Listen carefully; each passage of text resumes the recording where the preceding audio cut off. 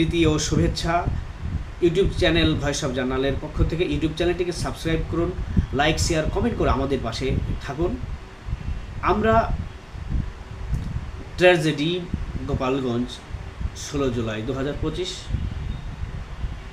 এখানে সরকারি ভাষ্যমতে 4 জন মারা গেছে গুলিতে, কিন্তু আমাদের দেশের মিডিয়াগুলো কেউ বলছে না যে গুলিতে নিহত হয়েছে।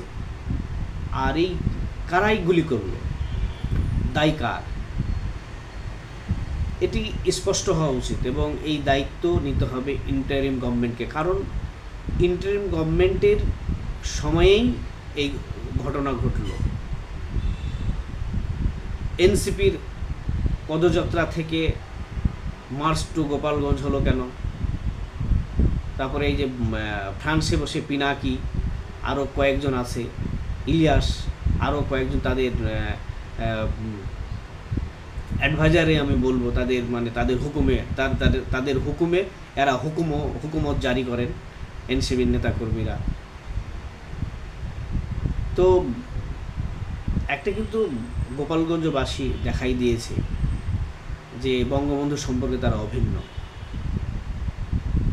আপনার কিছুদিন আগেই বগুড়াতে এনসিবির পদযাত্রা হয়েছিল, সেখানে কিন্তু বিএনপিকে, জিয়াউর রহমান সম্পর্কে, তারেক রহমান সম্পর্কে এই এনসিবির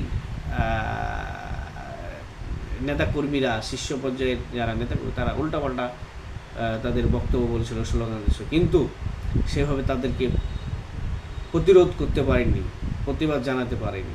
পরে হয়তো সেন্ট্রালি আর কি প্রতিবাদ হয়েছে সারা দেশে, কিন্তু তৎক্ষণাৎ হয় নাই, করতে পারি নাই।